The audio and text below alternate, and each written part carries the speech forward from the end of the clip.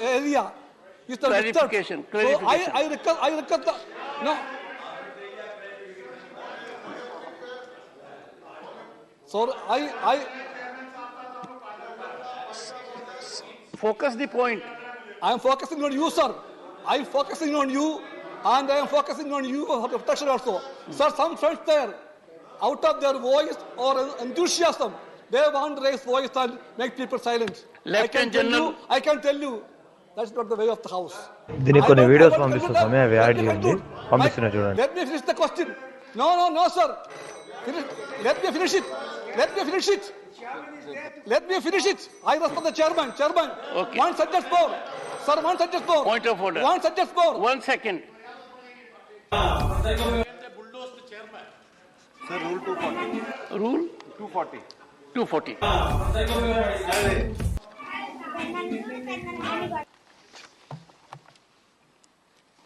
Yes. Sir, irrelevance. The chairman, after having called the attention of the council to conduct of a member who persist in irrelevance. Sir, ये completely जो foreign policy का issue है, हमने regulation से कोई चीज पास करी है। पार्लियामेंट में मैं क्वेश्चन का जवाब दूंगा। जो इनका इरिलेवेंट विषय सर पहले वो कार्यवाही से हटाया जाए सर, क्योंकि इरिलेवेंट चीज आप डिबेट में नहीं बोल सकते sir. Rule is very much clear. Honorable members, it is, I think, third time on the first day I am required to appeal to you. I seek your cooperation. I have indicated with clarity the kind of anguish, disillusionment which the proceedings are imparting in public at large. More than any other theatre of legislature, this theatre has to take the lead. This theatre has to set standards that are to be emulated by any other center in the country. I would therefore urge you to confine to dignity, decorum, and be in a focused manner. I have carefully gone through every word is spoken by the Honorable Minister, and you will find a spinal strength of the foreign policy which he has articulated in a focused manner. I personally have had the occasion on my 2 visits abroad, the kind of reflections that have affirmatively evoked. I would appreciate that while you raise your concern, कि संसद को इसकी विधायी क्षमता है या ना। जब आप पूरा विषय जब इस पर डिस्कस हो तो पूरा स्पीकर साहब मैं conducting program G20 cognizant that we are dealing with a sensitive issue of national importance that has impact in the country and outside. Your concerns reflected are critical and important. They would be responded. But if there is any dilution, or some kind of a distraction, that will not be in consonance with the upper house or the House of Elders. I would now call upon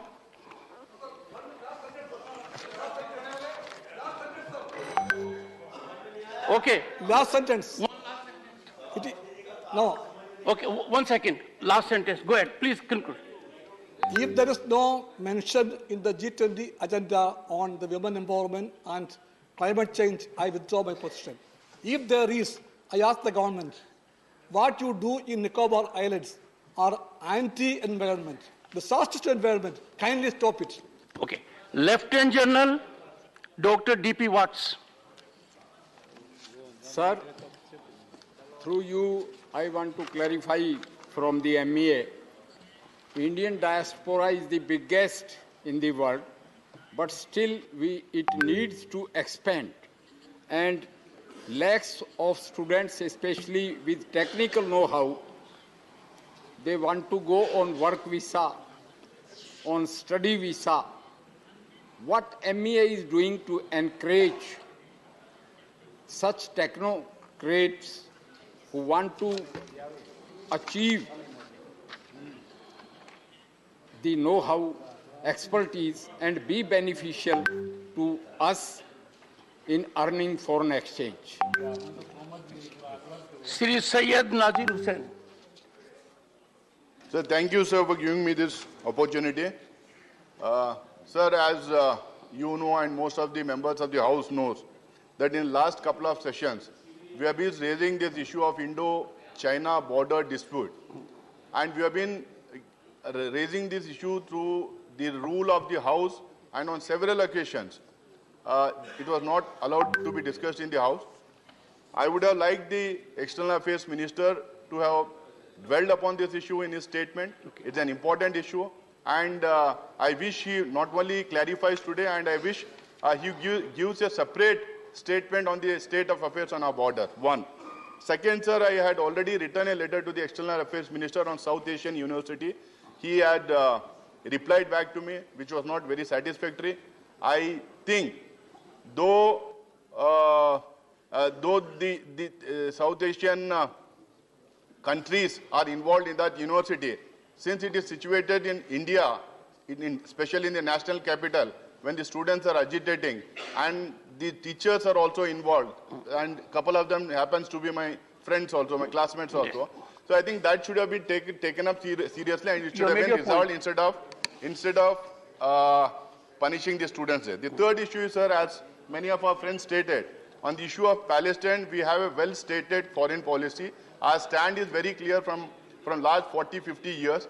I think we should be moving in that direction. There should be more clarity from the days of our freedom struggle. So I think there should be more clarity, and there should be some clarification on that issue also. Thank you so much, sir. Sri A.A. Rahim.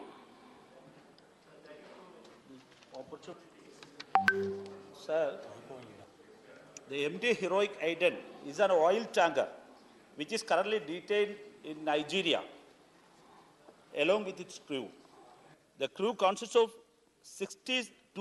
26 sailors, of whom 16 are Indians. Sir, the sailors has been detained since 8th August. Sir, sir, this is a very aggressive matter. No. I am. See. No. See. So, honorable members. So this is a concern. Honorable members. Sir, this is a concern. Honorable members, would you please take your seat? Take your seat. Once settle down, then I am here to take care of the situation. If you start dealing amongst yourselves directly, I don't have to tell you the importance and relevance of the chair. What can be more unwholesome? There is a simple method of putting across one second. There is a method where you can put your point very firmly, persuasively, moderately, in any manner you like. It has to be through the chair. And we will be saving precious public time and getting good response by way of input from the Honorable Minister if there is formulation in precise terms. You raise your point.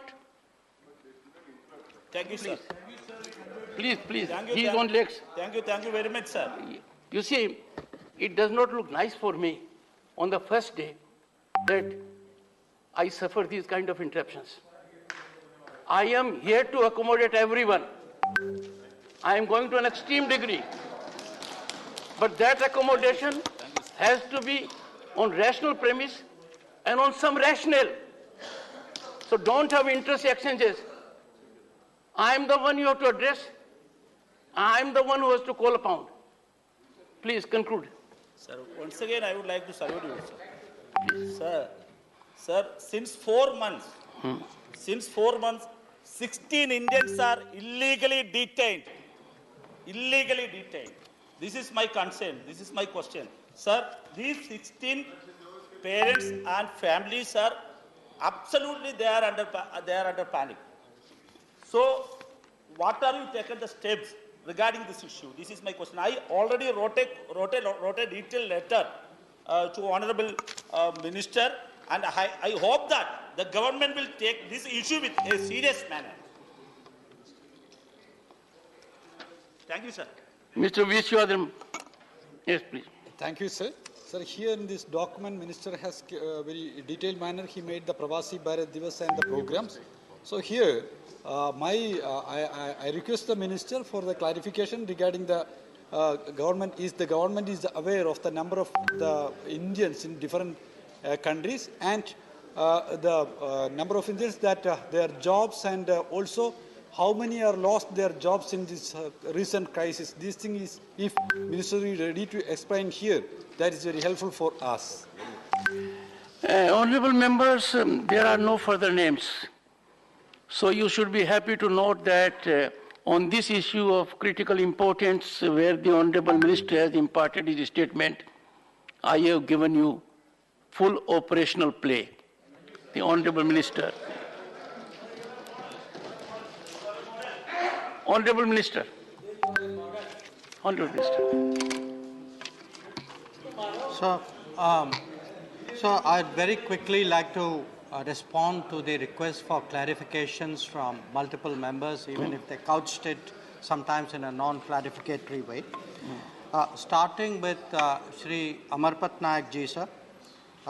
The question of cross-border digital flows is not a direct foreign policy issue. It is under the domain of my colleague, Meitei Minister. It is a matter on which government's views have been put in the public domain for comments. So I think it is obviously something that will evolve as public comments come in and the matter will be pursued. Regarding his second clarification, inequity, will we speak up for Africa? Will we take up Africa's cause and interest in the G20? Absolutely, the answer is an unambiguous yes. Regarding Sir Vaikoji's two questions, one about our abstention in the UN Human Rights Commission. This has been a long-standing position by India, keeping in mind what not just this government but its predecessor governments have also thought is the most constructive way of addressing and advancing the interests of the Tamil community in Sri Lanka. That continues to be our approach. Regarding the support we have given to Sri Lanka, please, I would request the Honourable Member to appreciate. We have given support to the entirety of Sri Lanka, which also includes the Tamil community, the Sinhalese community, the other communities. So we have not taken a communal approach to giving support. To have a neighbor in this kind of serious economic situation, we would be shirking our responsibilities if we did not step forward at that moment, and that is exactly what we have done. If I could move on, sir, to Dr. Manoj Kumar Jha's observations. One, he asked, the view of foreign policy is 2014 centric. I don't think that is accurate. I think if you look at everything that I have said, it is not that, in some way I'm suggesting that what has been a continuing strain in our foreign policy, and I'll come to the Palestine issue particularly in that context. But since you are asking me, I would say yes, 2014 was a watershed moment. Yes, things have changed better after 2014. Yes, our foreign policy has become more dynamic, more effective, more prominent after 2014. So I think I'm so glad you picked up the 2014 issue, and I hope you will be supportive of it. On the Gaza issue and the Palestine issue, because some other members also raised it. We are very clear on Palestine. We support, sir, a two-state solution. We want a two-state solution with the two states living peacefully side by side. Some of the members suggested somewhere that our support or empathy for the Palestinians had changed.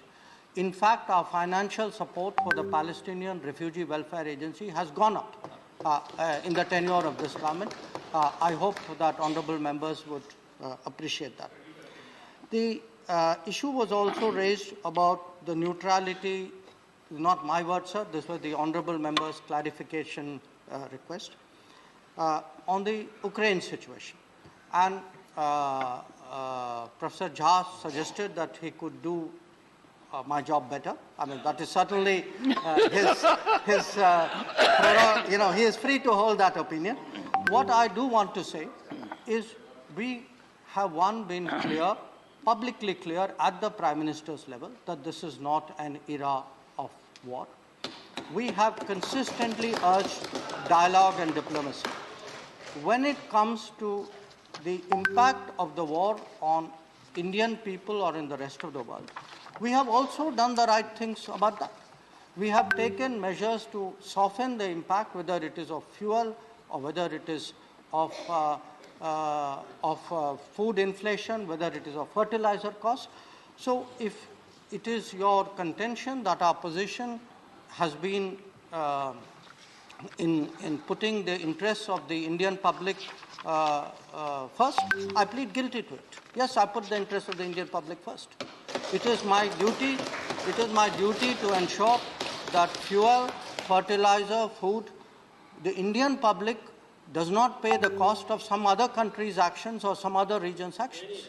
I think that is the way, in my view at least, foreign policy should be conducted.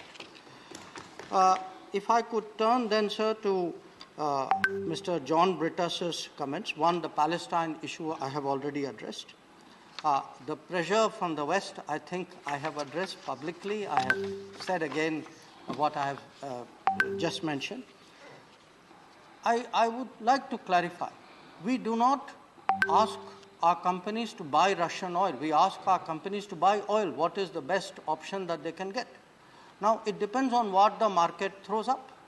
If tomorrow the market gives us more competitive options, again, please do understand, it's not just we buy oil from one country. We buy oil from multiple sources. But it is sensible policy to go where we get the best deal in the interest of the Indian people. And that is exactly what we are trying to do. Regarding the oil cap, the impact of this is not very clear to us. Our concern is really what would it do to the stability and the affordability of the energy markets. That is a concern. On his clarification regarding diversity in the G20, absolutely yes. I mean, the fact that we are going to celebrate the G20 across the states of India in multiple cities in a manner in which we have never done any international event before. I think that is a greater statement of proof of diversity, of our commitment to diversity that I can make. And it is spread without discrimination across every state of every region of this country. And finally, because again, multiple members asked about this, where on the Ukraine students, some of the students have gone back, some have looked for other solutions. In some cases, the Ukrainian authorities have offered some solutions. So it is a very mixed picture. Unfortunately, there is no clean and simple answer here, but the government is doing what it can in this situation. That was also a concern which Trichy Shivaji raised about the Ukrainian students. If I could turn then, sir, to the clarification sought by Thambi Doreji about the India-Sri Lanka agreement of 1987. It is still an agreement. It is an agreement which has been the basis for changes in Sri Lanka, including provincial councils which have come about as a result. In our view, it is still an agreement that continues to remain the foundation of how both our relationship with Sri Lanka is conducted and how Sri Lanka itself looks at its own future. So I would like to assure him that we continue to. It is very much on our radar. We are very, very supportive of it. Then, sir, if I could turn to the clarification sought by Sri Sujit Kumarji. This is a very sensitive case. I'm referring to the detention of some of our ex-servicemen in Qatar. I can only say, because their interests are foremost in our minds, I can only assure him we have been seized of the matter. Our ambassador, senior officials have been in continuous touch with the Qatari government on this. Our effort is obviously to ensure that they are not treated unfairly and that if the sooner we can bring them back home. So I assure you that they are very much, very strongly in our priorities in respect of Qatar, and it is something that we will be pursuing. Regarding Shri Pramod Tiwari ji's clarification request on China, and I think Nazir Hussain ji also brought up the same issue. Diplomatically, we have been very clear. We have been very clear with the Chinese that we will not tolerate, we will not countenance attempts to unilaterally change the line of actual control, and that so long as they continue to seek to do that, and if they have built up forces which in our minds constitute a serious concern in the border areas, then our relationship is not normal. And the abnormality of that has been in evidence in the last few years. Meanwhile, the military commanders continue to engage each other, and I think given the sensitivity of that matter, it is something which is left to the military commanders to deal with, and I think the House should be understanding of the national sensitivity of such a delicate matter. Regarding Binay Vishwamji's issue, I think the Palestinian issue I have addressed, the Ukrainian issue I have addressed, but I think two members, sir, had concerns about the South Asia University. He did, and Nazir Hussain ji did. I would like to assure the members, we would like obviously to not see this kind of situation. But the South Asian University is not under the direct jurisdiction of the Government of India or the Ministry of External Affairs. It is something which is run by a collection of countries, and part of the problem is that some of the countries have not made the payments which they were required to do for the university. So the university is going through a period of very severe financial stress.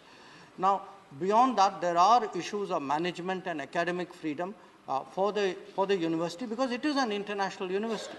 It is not the policy of the Government of India to interfere in the workings of an international university. But we will, whatever influence and counsel we can give them to sort out any problems in an amicable and non-stressful way, certainly we would do that.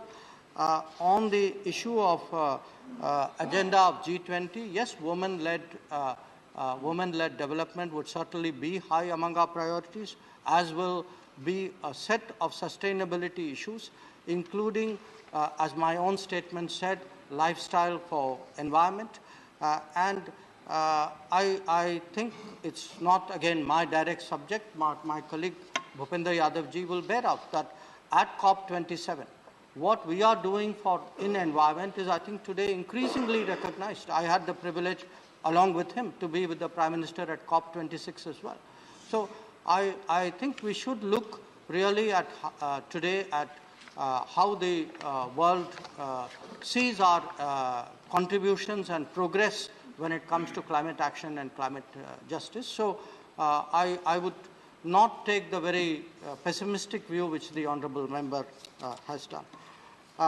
Regarding General Wats's point about study visas, we are very concerned that a number of countries, for reasons which have to do with finance and their processes, have slowed down issue of visas. We have taken up with many of these countries. I myself have done at the ministerial level with the US, with the UK. Yesterday I did it with Germany. In many cases our intervention has led to an improvement. I still think there is some distance to go, but it is certainly, as I said, we run a people-centric foreign policy in the Modi government, and certainly today facilitating the faster issue of visas would be very, very high among our priorities. Finally, on the heroic Idum, the ship issue, sir, the one in Nigeria, even though it is not a policy issue, as my colleague recognized, I would like the member to know we have been in touch with the crew since August. It was detained, the people were initially detained in Equatorial Guinea. They were then brought to Nigeria. They are facing charges in court. There are a number of charges, including oil smuggling against them. We have given them consular support. Our High Commissioner has gone to see them. It is again our endeavor to ensure that they are not unjustly treated, that they have full access to all recourse of law, and that they have the ability to communicate with their family. The last question, the loss of jobs. How many Indians are there abroad? Our estimate is that there are 3.2 crore persons of Indian origin and Indian nationals living abroad. But regarding their job loss figures during the COVID, that is not something, because the data is not maintained by Government of India, so I cannot honestly answer the question. I hope, sir, I have provided full clarification to all the questions.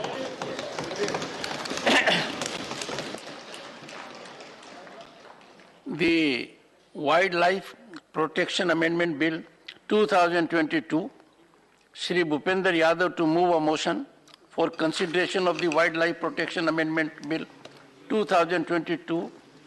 Time allotted is 4 hours. Respected Chairman, sir, I move that the Wildlife Protection Amendment Bill 2022, as passed by the Lok Sabha to further amend the Wildlife Protection Act 1972, be taken into consideration.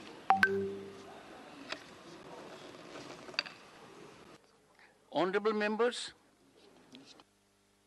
Honorable Minister, if you like to say about the bill, you may speak.